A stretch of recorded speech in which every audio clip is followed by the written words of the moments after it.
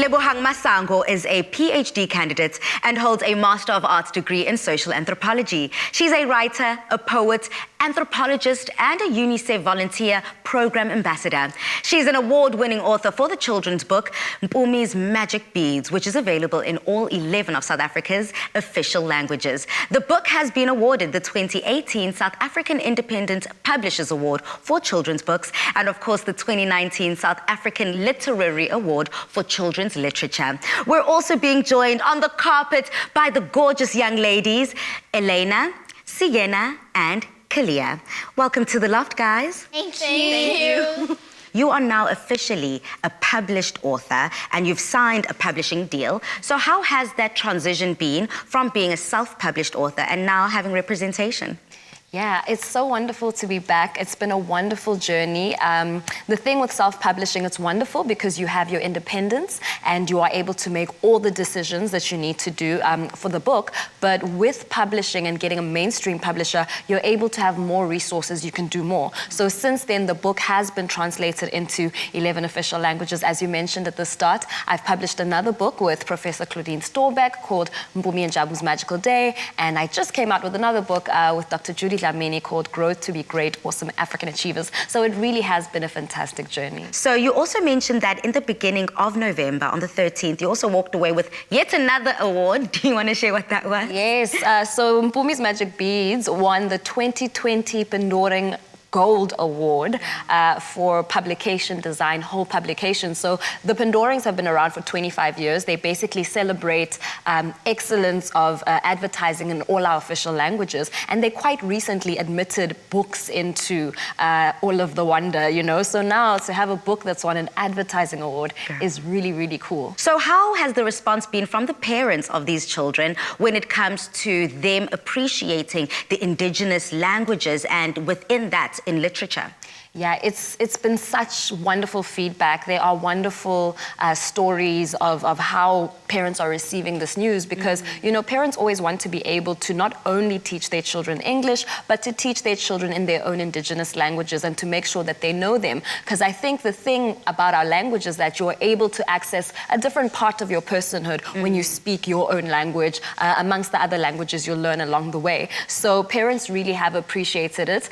Even though not all the languages actually sell as much as English or as much as Afrikaans and Zulu, I think it's still important that a child who is learning Siswati can still pick up my book and learn their language. So it's going really good. I also want to touch base with just the content of the books. Mpumi's Magic Beads celebrates African hair, and you know, there's been some controversy, specifically in media, when it does come to this conversation. So specifically the positive feedback and messages that you've been getting praising the hair. Yeah, parents have been really excited because the book does feature, you know, girls with their own hair, the magic of it, the magic of celebrating the city. So it's been well received. I think my favorite story is when a 4-year-old went to school with beads in her hair. The school didn't allow it, but the mother was able to show them the book, speak to them about the importance of also having representation when it comes to how we wear our hair and all our beautiful different hairstyles. And they were able to actually change the school hair policy to include beads. So that is my favorite thing that's come out of having this little story. And I'd just love to see a sneak peek as to what a Lebohang reading session looks like. So that's why we've got our beautiful young ladies here. So ladies, are you ready to listen? Yeah. Absolutely. Lebu, take it away. Definitely. So I'm going to be reading Mpumi's Magic Beads, which is a story about 3 girls in Joburg. The friends just can't believe it. What an amazing, awesome surprise. They explore the zoo, count their favorite animals, and run around with the biggest of smiles. How did it happen? Asks Siamo. Asante really has no idea.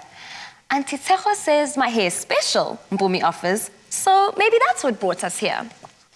Asante rubs her chin and thinks, there's only one good way to find out. Ever seen the moon and stars up close? She winks. Oh, I wish us into outer space, Mpumi shouts. So the beads jingle and jangle and sparkle, and the girls all giggle with glee. The next thing you know, they zoom into the air and they fly up into the clouds up above the city. The planetarium is very dark.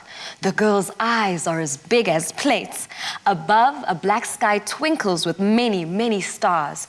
From their seats, they stare deep into space. There's the solar system, Tiamo whispers. The planets go around the sun. And the one we live on is called Earth, adds Mpumi. It's full of life, a home for everyone. So that ends today's reading. Thank you. I mean, the way in which you've written that is so poetic and very melodic, and the description of the city of Joburg is just so extraordinary, like I have not heard before. But I'm also excited about the sequel of your book. You've mentioned that you've co-authored it with Dr. Claudia. So tell me all about it. I believe it is Mpumi and Jabu's Magical Day.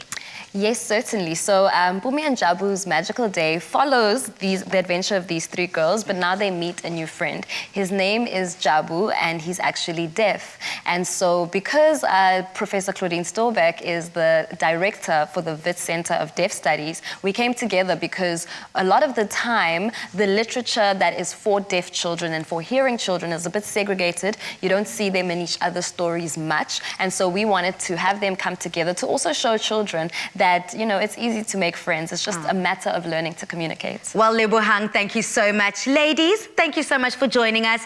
I mean, I'm definitely looking forward to having you come back and do another reading session for book number 2. I'd love that. Thank you. Now, South Africa, please do head over on our social media platforms. Use that hashtag Afternoon Express in all of your comments and let us know if you'll be picking up one of Lebohang's books.